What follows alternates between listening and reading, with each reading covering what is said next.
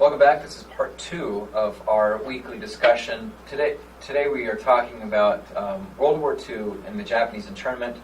In the first video, we looked at Executive Order 9066. In this video, we'll be talking about the history of Yellow Peril. Now, to understand Yellow Peril, we have to consider the history of immigration and the history of Asians in America.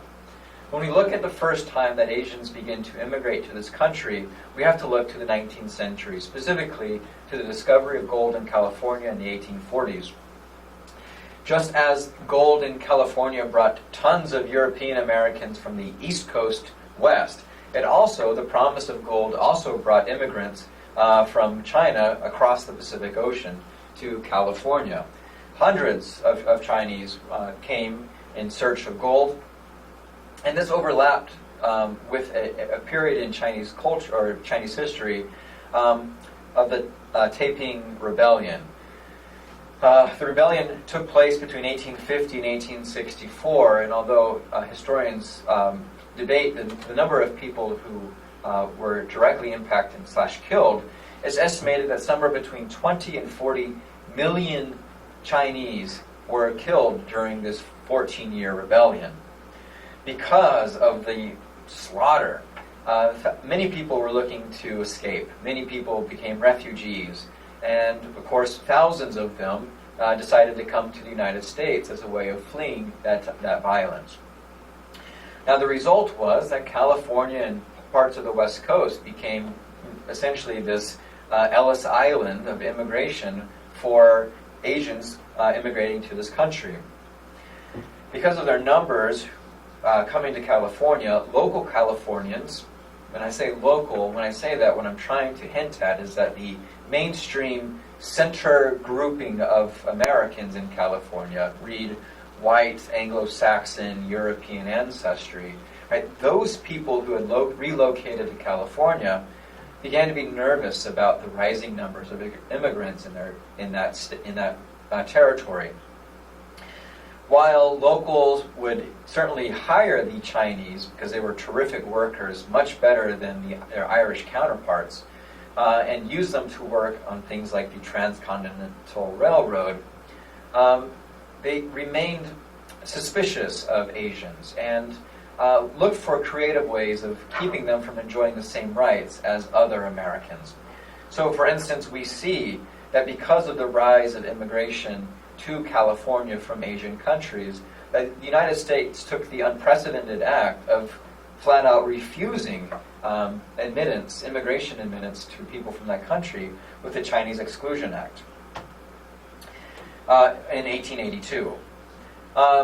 Locally, that was on the federal level. Locally, California took on this issue. Politicians ran, arguing that they would find creative ways of keeping Asians from enjoying the same rights as other Californians. They passed laws restricting employment. They passed laws limiting home ownership and specific areas in which Asians could and could not purchase property, essentially establishing neighborhoods like Chinese ghettos or Chinatowns in which these immigrants could congregate. We also see a ton of anti-Chinese riots and violence during the 1870s and 1880s, again, as essentially whites and the Asians began rubbing shoulders, came into more conflict. We saw an increase in the amount of violence.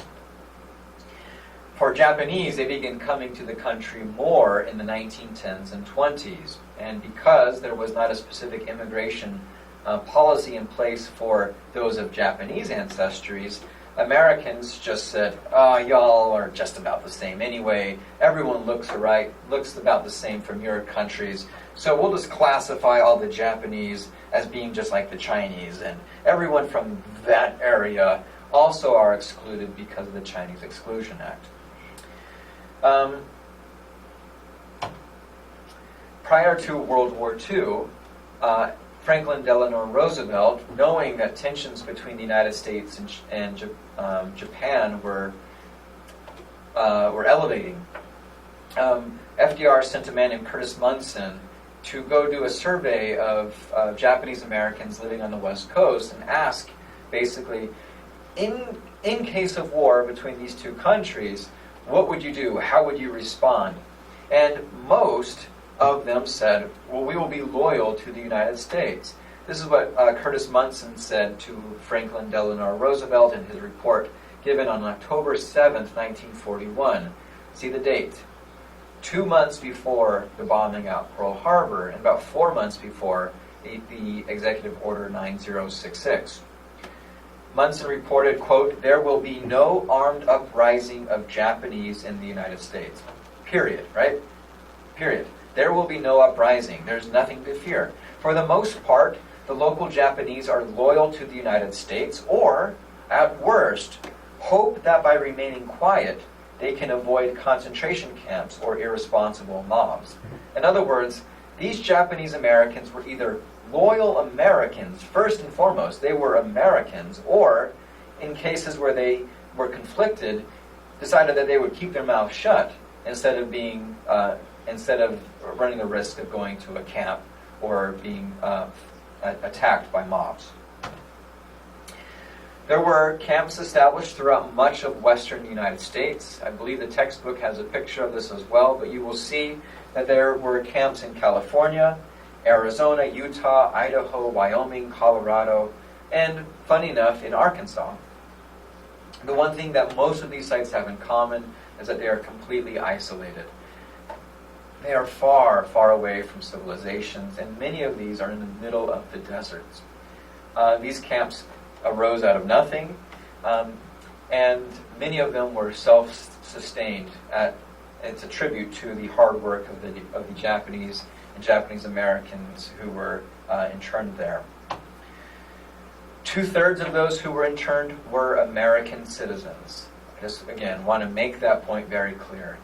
Those people who are captured and moved to these camps, 2/3 of them are Americans, meaning that they are entitled to the same constitutional rights as all other Americans.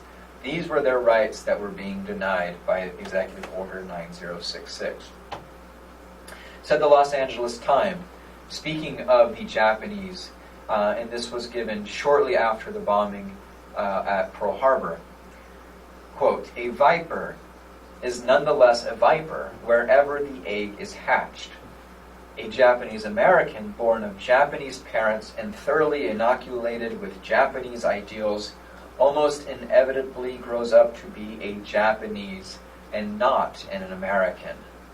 Right? Think about that. Think about the statement that a Japanese born in this country, a Japanese American born of Japanese parents, will grow up to be not American, but will grow up to be Japanese.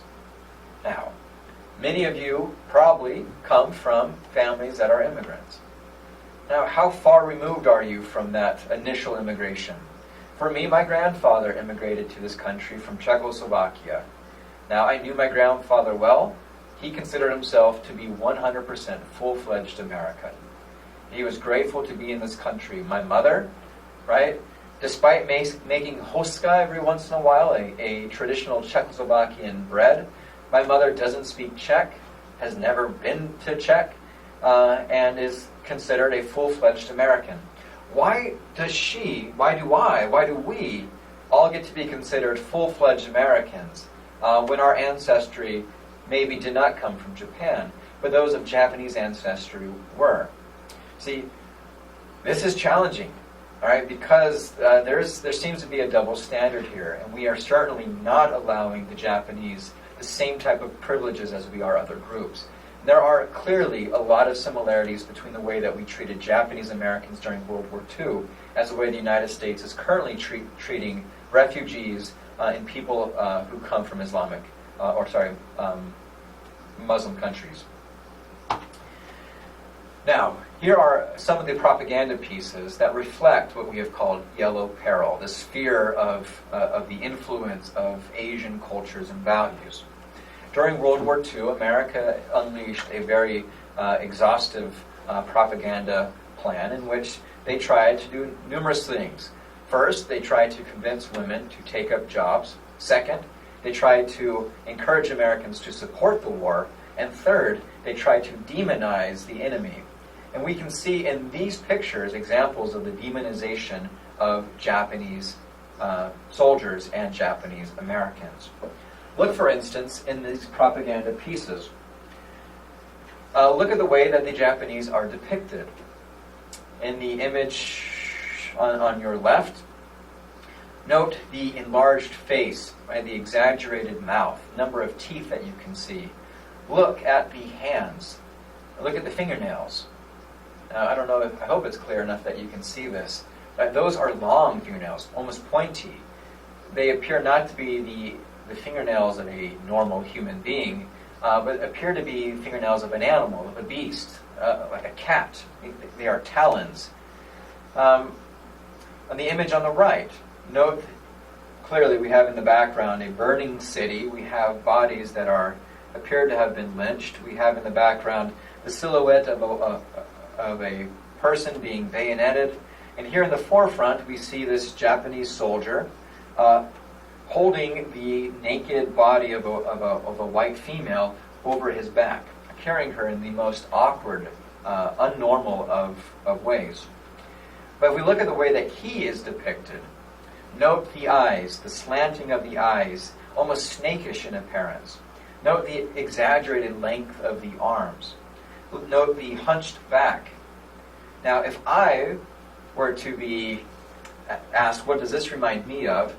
This certainly appears to me as if the artist was imagining this Japanese soldier as some type of primate, right? Maybe a gorilla or a chimpanzee with the elongated arm, in the way that it appears that he walks on all fours, the way that he unnaturally carries this woman like an animal would. So here we see the depiction of Japanese soldiers that seems to be focused on creating this barbaric, animalistic, that these people are not people, they are beasts, they are monsters. And we see this exaggerated throughout. This is a propaganda campaign featuring Tokyo Kid. And Tokyo Kid tries to speak English. You can see in the little rhymes that they've set up. But clearly, this guy is a foreigner, is unable to speak English properly. He says, much waste of material, make so happy. Thank you. On the right, wash up early, rush outdoor. Give Jap time for win war. But clearly, the artist is trying to otherize this Japanese man. If we look at the physical appearance, we also see that this guy is being otherized. We see the pointed ears that are more bat-like and more animal-like. We see the exaggerated size of the teeth, the pointy talon or fangs, incisors in his mouth. He too has exaggeratedly large hands. His fingernails are also pointed. And he, in this image on the left and right, appears to be drooling out of his mouth. He's, it seems to be almost like a vampire. In this Dr. Seuss image, we see a similar depiction of Japanese as small, impish. They appear to all look the same. A common refrain often as a way of stereotyping or being insensitive to those of Japanese ancestry. But we see that often. Go ahead, please, take day off, says the sinister, sneering face of this Japanese soldier. Here in this war bonds propaganda piece, look at the teeth of this Japanese, again, preying upon a white woman. He has the knife. His lips are exaggerated in their redness. Again, it looks like he's been drinking blood. His teeth look like fangs. Here, in this image, if you worked as hard and as fast as a Jap, we'd smash Tokyo a lot quicker. Note that each of these men appear to be exact replicas of the other, suggesting this uniformity of the Japanese, this almost like the Star Trek Borg. They're unable to think for themselves, that they are uniform in purpose, that they are like this machine that's unstoppable. And also as a way of racially profiling them. All right, the bottom line is that Executive Order 9066 preyed upon a long history of stereotyping those of ancestry descent as being a peril to our country and to our well-being. It's very problematic. Now, I'll leave this here. I believe our weekly writing assignment will encourage you to engage more with this topic as you explore images from the Japanese internment camps. All right. Thank you guys for your attention. I hope you enjoyed the video. Bye.